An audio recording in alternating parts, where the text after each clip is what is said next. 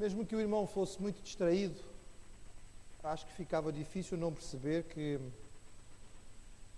o tema deste culto é a ressurreição de Jesus. Afinal de contas, estamos a falar disso desde que o culto começou. E entre as religiões que o mundo conhece, nestes milénios de história, o cristianismo é a única que faz esta afirmação extraordinária de que há apenas um Deus supremo, Criador dos céus e da terra, e que este Deus supremo, Criador dos céus e da terra, se fez homem para a salvação da humanidade, viveu, morreu e ressuscitou. Esta alegação se baseia neste evento capital e marcante e único do cristianismo, a ressurreição de Jesus. Se a cruz é o momento-chave da salvação, foi nela que Jesus ganhou a nossa justificação e pagou pelos nossos pecados, a ressurreição é a sua confirmação obrigatória, necessária. Sem a ressurreição, a morte de Jesus passa a ser apenas um ato heróico de mais um mártir. E muitos existiram na história. Ou então, passa a ser a execução necessária de uma fraude terrível. Ou mesmo a morte patética de um louco que não sabia o que fazia. Mas a ressurreição, com a ressurreição, a cruz passa a ser aquilo que o cristianismo diz que ela é: a morte redentora do Filho de Deus, Deus feito homem. É por isso, irmãos, que os 4 evangelhos enfatizam tanto o relato da ressurreição, gastam tanto tempo a explicar e a dizer. É também por isso que a igreja nasce por causa da alegação dos discípulos de que Jesus tinha ressuscitado. Logo, Paulo pregava a ressurreição aonde ia. Mesmo sabendo que no mundo onde ele pregava, entre os gregos e entre os romanos, isto era considerado impossível e mesmo indesejado. Como nós podemos ver, por exemplo, no livro de Atos, quando Paulo passa por Atenas, em que os atenienses acham que ele é louco quando fala da ressurreição. E é por isso que Paulo fica tão indignado com aqueles que em Corinto estavam a pôr em causa a ressurreição. Temos estado a meditar na primeira carta de Paulo aos Coríntios já há muitas semanas e chegamos a este capítulo extraordinário e memorável que é o capítulo 15. E eu convido os irmãos a abrirem em 1 Coríntios 15. Nós não vamos começar por ler o capítulo no seu primeiro versículo, vamos ler um pouco mais à frente para percebermos o que é que está a acontecer. Então, 1 Coríntios capítulo 15, a partir do verso 12, nós percebemos qual é o problema que acontece em Corinto. E Paulo está a responder às questões daquela igreja. Até aqui ele tratou essencialmente questões éticas, questões práticas, mas aqui ele vai tratar da grande questão doutrinária desta carta. E nós lemos assim no versículo 12, 1 Coríntios 15. Ora, se prega que Cristo ressuscitou dos mortos, como dizem alguns dentre vós que não há ressurreição dos mortos? Se não há ressurreição de mortos, também Cristo não ressuscitou. E se Cristo não ressuscitou, logo é vã a nossa pregação e também é vã a nossa fé. E assim somos também considerados como falsas testemunhas de Deus, pois testificamos de Deus que ressuscitou a Cristo, o qual, porém, não ressuscitou, se na verdade os mortos não ressuscitam. Porque se os mortos não ressuscitam, também Cristo não ressuscitou, e se Cristo não ressuscitou, é vã a vossa fé, e ainda permaneceis nos vossos pecados. E também os que morreram em Cristo estão perdidos, se esperamos em Cristo só nesta vida. Somos os mais miseráveis de todos os homens. Em meio a todas as dificuldades que a igreja de Corinto tinha, havia mais esta. E esta não era, de modo nenhum, uma das pequeninas. Havia alguns, diz o texto, alguns, não sabemos quantos, mas alguns, negavam a ressurreição. Se olharmos para a composição da igreja em Corinto, é provável que a sua maioria fosse formada por gregos, afinal, estamos na Grécia. Havia alguns romanos, provavelmente, havia alguns judeus. Para os judeus, a ressurreição era eventualmente possível, Havia um segmento dos judeus que seguia os ensinamentos dos saduceus e que negava a ressurreição. Mas a maioria dos judeus, baseados no Antigo Testamento, acreditavam na ressurreição. No entretanto, do ponto de vista prático, ela não era propriamente algo considerado real, era apenas teórico. Havia alguns exemplos de ressuscitação no Antigo Testamento. Eu quero que os irmãos percebam que há uma diferença entre ressurreição e ressuscitação. Ressuscitação é quando alguém que morreu volta à vida para viver mais um tempo e morrer outra vez. Então, temos vários exemplos destes no Antigo Testamento, por exemplo, com o episódio de Eliseu e aquele filho daquela mulher sunamita, aquela criança que faleceu, passa por uma ressuscitação, volta à vida, mas depois de um tempo, eventualmente, faleceu novamente. Há outros episódios narrados no Antigo Testamento. Não ressurreição, que é um voltar à vida definitivo, ou seja, com capacidade de vida eterna. Isso era uma teoria, mas na prática os judeus nunca tinham visto nada disto acontecer. Entre os gregos e os romanos, no entretanto, a maioria daqueles que eram membros da igreja em Corinto, a ideia da ressurreição, para a sua cultura, era impossível e indesejada. Na cultura clássica daquele tempo, eles consideravam a alma imortal, mas consideravam o corpo como algo mau. A alma era boa, o espírito era bom, mas o corpo era mau, era matéria, e toda a matéria era maligna. Logo, se nós lermos a filosofia e a poesia dos gregos e dos romanos, sempre o corpo é descrito como uma espécie de prisão, calabouço, onde está a alma. Daí que a expectativa era um dia, quando morremos, a nossa alma é liberta, o nosso espírito é liberto do corpo. E aqui só um pormenor, irmãos, esta era a principal razão pela qual estes povos utilizavam a cremação. Porque eles acreditavam que ao queimar o corpo, eles libertavam mais facilmente a alma. E como desaparecia completamente qualquer vestígio do corpo, ficava tudo em cinza, ficava muito mais fácil, não é? Não havia mais nenhuma hipótese da alma ficar ainda presa ao corpo. É claro que esta base para a cremação não tem nada a ver com os nossos princípios cristãos, porque nós sabemos que não é assim que a alma é liberta. Mas para esta cultura e para esta mentalidade, a ideia de que pudesse alguém, depois de morrer, depois de ter sido libertado do corpo, que era uma coisa má, voltar outra vez ao corpo, era inaceitável, era impossível, era indesejado. E era esta a mentalidade da maioria das pessoas na cultura aonde a igreja de Corinto tinha surgido. E é provável que na igreja em Corinto houvesse crentes que tivessem sido muito influenciados por esta visão da sua época, pelas escolas filosóficas gregas, e eles ensinavam dentro da igreja, não, ressurreição, isso não existe, imagina, coisa absurda. Então, a alma, coitadinha, voltar outra vez para dentro do corpo, que é uma coisa tão má, isto não é possível. E Paulo reage com veemência, e nós temos que notar a sua argumentação, e na sua argumentação percebemos a importância capital da ressurreição para o cristianismo. Primeiro, irmãos, eu queria que nós percebêssemos o risco de uma afirmação ou de uma doutrina que pode parecer inofensiva, mas que pode ter implicações tremendas. A aceitação de algo que pode ser considerado senso comum na nossa sociedade pode ter consequências fatais para a nossa fé. E temos que estar atentos a isto, porque nós somos influenciados pela cultura onde estamos. É-nos repetido tão sistematicamente certas ideias e certos conceitos que nós acabamos por aceitá-los. Mas alguns que podem parecer inofensivos podem ser fatais para a fé. Aqui em Corinto era o que acontecia. Veja bem, o texto, e os irmãos leram, não havia crentes em Corinto que diziam Jesus não ressuscitou. Não havia. O que havia era crentes em Corinto que diziam não há ressurreição dos mortos. Mas a implicação era lógica, porque é o que Paulo diz.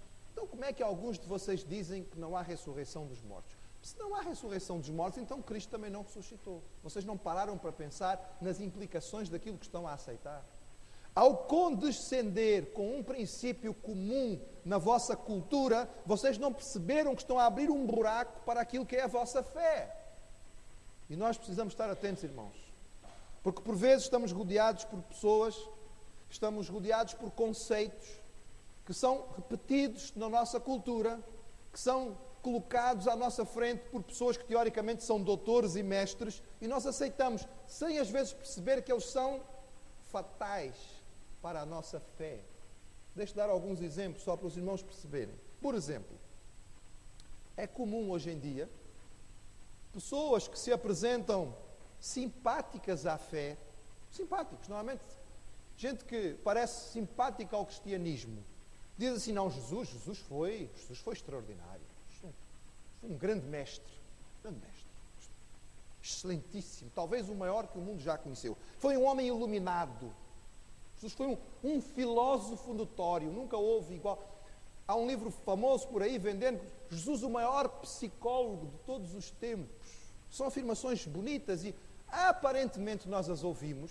E dizemos, pois, simpático, olha, está a falar tão bem sobre Jesus, não é? Se ele está a falar bem de Jesus, devemos ficar contentes com ele, porque afinal ele está a fazer uma afirmação que nos é agradável. Atenção, irmãos, cuidado. Se Jesus é apenas um mestre, então ele não é o Salvador. Se Jesus é apenas um filósofo, então ele não era o Filho de Deus. E se ele não era o Filho de Deus, ele não veio para nos resgatar e a sua morte não tem significado nenhum. Temos que ter cuidado, porque de tanto repetir, poderemos começar a pensar que de alguma maneira esta palavra é favorável quando ela não é. É um disfarce. Assim como em Corinto alguns diziam, não, a ressurreição de mortos não há. Não, se não há ressurreição de mortos, então Jesus não ressuscitou. Se Jesus é apenas um grande mestre, um homem iluminado, então ele não era Deus feito homem. E se ele não era, a nossa fé cai pela raiz. Outra afirmação, teoricamente feita com base na ciência, repetida de forma tão sistemática nas últimas décadas, de forma tão insistente, que hoje faz parte do texto dos livros que somos obrigados a estudar nas escolas e é-nos apresentado como facto definido. Tudo o que vemos à nossa volta, incluído o homem, é produto de uma evolução científica, de uma evolução ao longo de milénios. Não houve criação. Não existe um Deus criador. Não existe verdadeiramente desígnio, propósito. Simplesmente houve um dia que uma ameba pensou assim, eu não quero mais ser ameba, eu quero ser outra coisa qualquer. E por aí foi. E até chegámos finalmente ao homem. Isto é repetido tantas vezes e de forma tão superior pelos doutores e cientistas, parece que esquecemos, irmãos, que cientificamente falando há enormes buracos dentro desta teoria, porque ela nunca foi provada e nunca será. E estes buracos são irreconciliáveis com a própria ciência, com a boa ciência. Mas a repetição incessante destas ideias faz com que as pessoas o aceitem. E alguns dirão, pastor, desculpe lá, isto é ciência, não tem nada a ver com a igreja.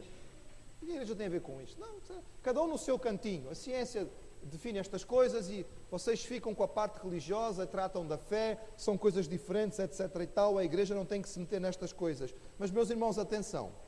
Se não há criação, se não há propósito para a vida, se não há Deus, então não há uma verdadeira base para a noção de justiça, de bondade, de certo, de errado. Não existe verdadeiramente pecado, logo não há necessidade de que alguém morra pelos nossos pecados, logo toda a base da nossa fé cristã deixa de existir.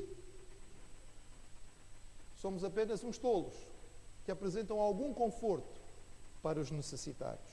Alegação simples, implicações dramáticas. Ainda uma última ideia, irmãos. Tornou-se moda nos últimos anos dizer que os evangelhos que nós temos na Bíblia, os evangelhos que conhecemos, Mateus, Marcos, Lucas e João, não são confiáveis. Então, de vez em quando aparece aí um suposto doutor que fez uma grande descoberta, descobriu um novo evangelho, o evangelho de não sei das quantas, não sei quem, aqui é a verdade sobre Jesus. Afinal, Jesus casou-se. Afinal, Jesus foi viver em Caxemira. Afinal, Jesus tinha várias esposas. Afinal, Jesus isto, afinal, Jesus aquilo. E estas pessoas fazem isto pura e simplesmente, irmãos, porque vende. Porque dá dinheiro. E às vezes nós ouvimos estas pessoas na televisão, em programas, em documentários, e ficamos assim, um bocadinho a tremer na nossa base. É claro que estas pessoas falam sem verdadeiras bases e sem conhecer os evangelhos realmente. São afirmações feitas para ganhar dinheiro. Irmãos, não tenhamos dúvidas. Se aquilo que eles anunciam nestas situações é verdade, então Jesus não morreu, os evangelhos não são de se fiar e a nossa fé é inválida. Alegação banal. Implicação fatal. Nós temos que refletir no que falamos, pensar um bocadinho mais naquilo que dizemos, porque o que falamos tem muito poder, tanto para o bem quanto para o mal. Mas o homem nem sempre é sábio para perceber. E em Corinto, aqueles que diziam que não havia ressurreição não percebiam o que significava esta palavra. E Paulo então vai trabalhar com ele as implicações. Olhe para o texto, irmão, e veja as implicações que Paulo dá.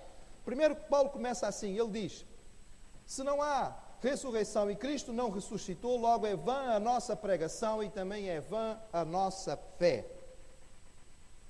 A palavra que Paulo usa no original para dizer vão é uma palavra que significa vazio, sem conteúdo, no fundo sem valor. É uma coisa que só tem uma casca, mas quando vamos ver dentro não tem nada. É isso que Paulo está a dizer. Se Jesus não ressuscitou, a nossa fé é um invólucro vazio. É um pacote de prenda, mas lá dentro não há presente nenhum. Ora, a fé, irmãos, a fé não é um sistema de pensamento.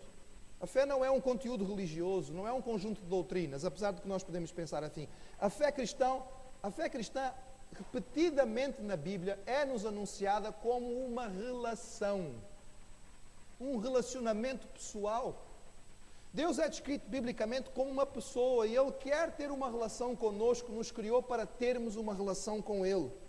Uma relação, segundo a Bíblia nos ensina, para a nossa salvação, é a relação que nós temos com Jesus como Filho de Deus Salvador.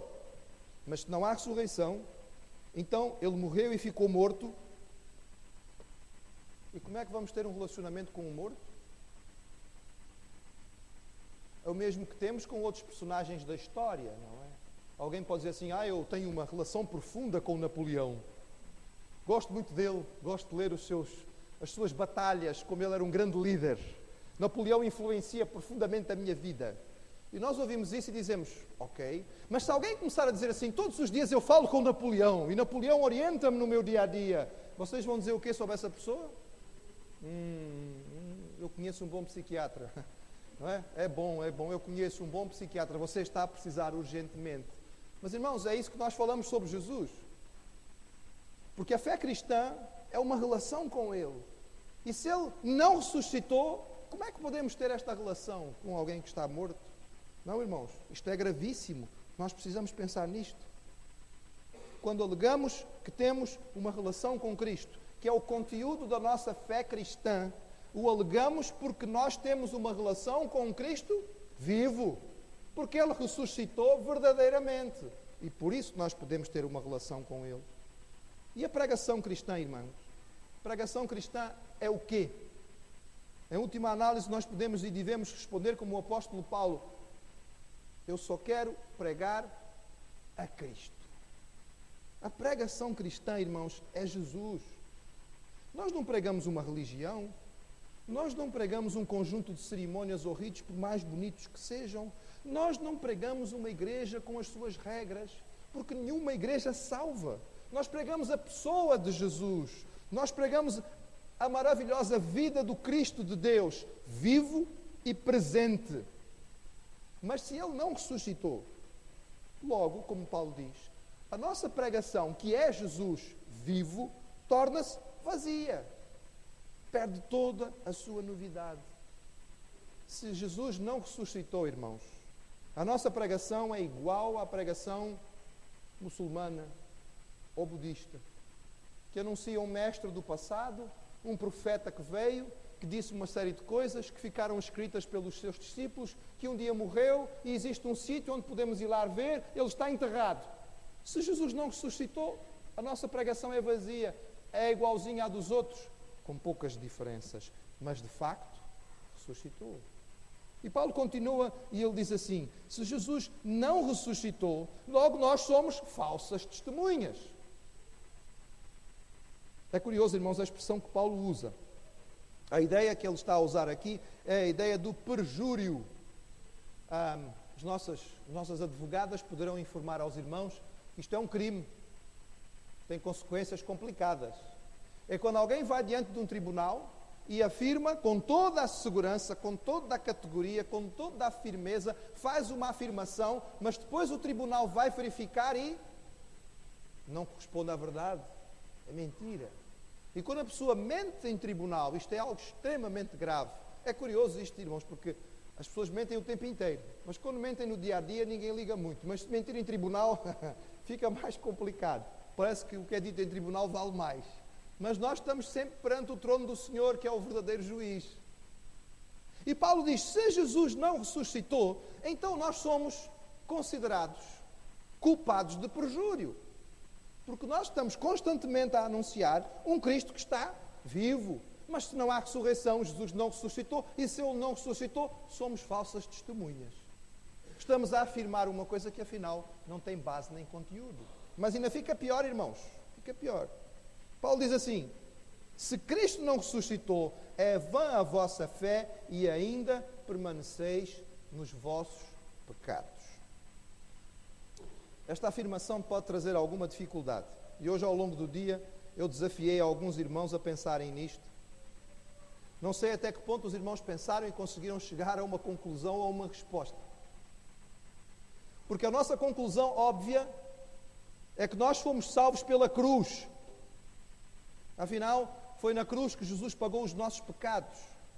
Foi na cruz que a dívida que nós tínhamos para com Deus foi paga. Foi na cruz que foi feita a declaração: está consumado. Logo, é natural que nós tenhamos alguma dificuldade quando nós afirmamos categoricamente que nós não somos salvos pela cruz.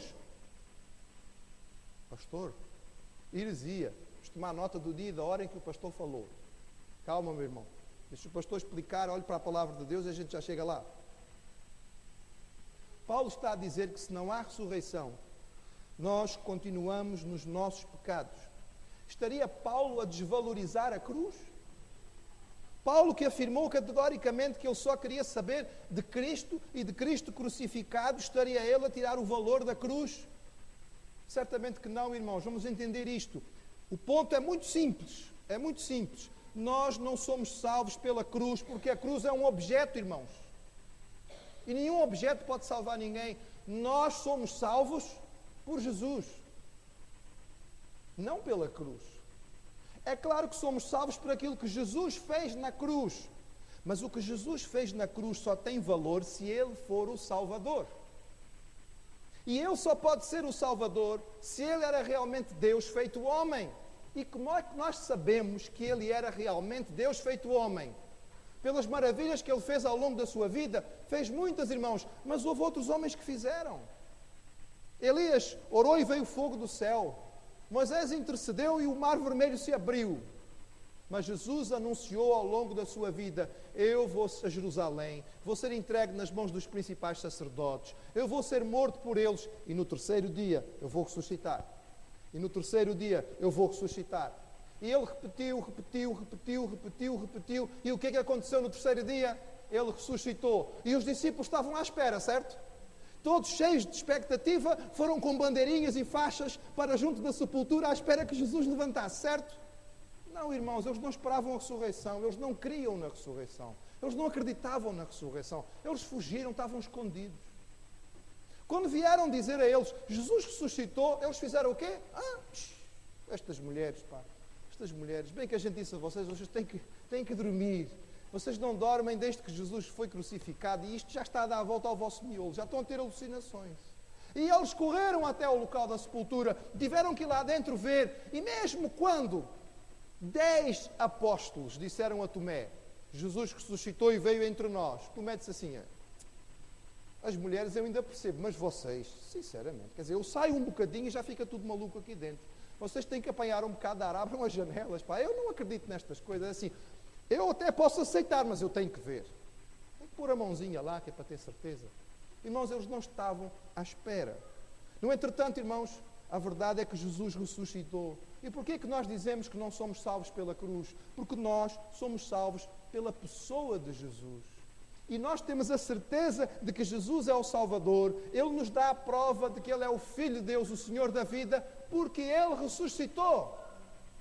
Se Jesus não ressuscitou, Ele é um mestre como outros. Ficou na cova como outros. E aquilo que Ele ensinou tem um valor teórico para as nossas vidas do ponto de vista ético, mas não é a nossa salvação. Porque nós não somos salvos pela cruz, mas pela pessoa de Jesus. A lógica de Paulo é simples. Ele está nos explicando de uma forma clara, talvez até um bocadinho violenta, que se Jesus não ressuscitou, nós estamos perdidos e os nossos irmãos em Cristo que morreram estão perdidos, porque a ressurreição é a base da nossa fé. E Paulo conclui, aí no versículo 19, como ele diz, se esperamos em Cristo só nesta vida, somos os mais miseráveis de todos os homens.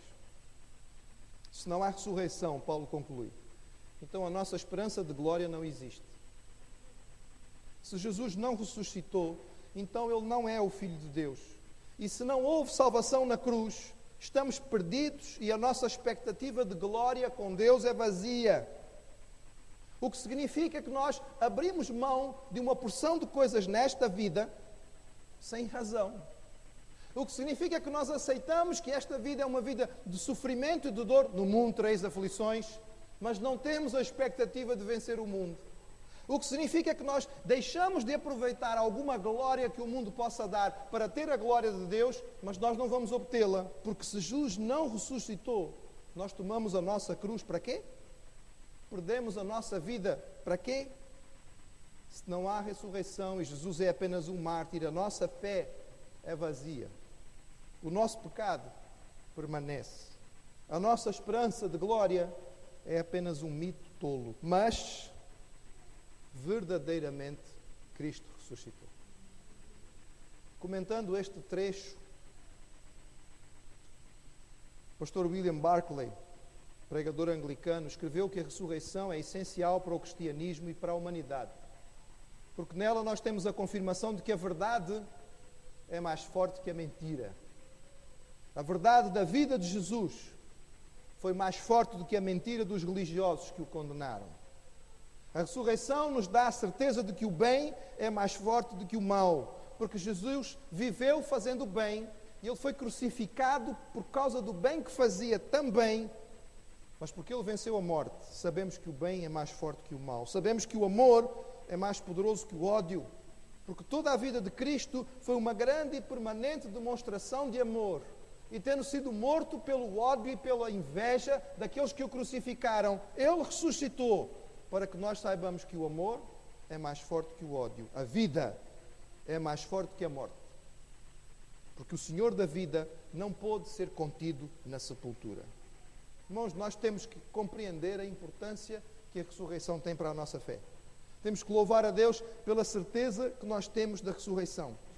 Temos que olhar para a palavra do Senhor e tomar dela as evidências que nos dão a certeza desta ressurreição, porque elas são a base do conteúdo da fé que nós temos em Cristo Jesus.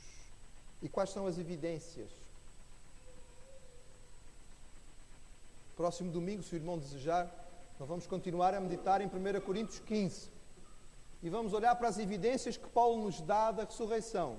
E são evidências incontestáveis, irmãos. Nós não temos alguma dúvida sobre o assunto. Não, nós temos certeza absoluta. E como é que temos certeza absoluta? Venha estar connosco próximo domingo a esta hora, se Deus nos der vida e saúde. E vamos olhar para a Bíblia e para as evidências de que nós adoramos um Cristo vivo e presente junto a nós.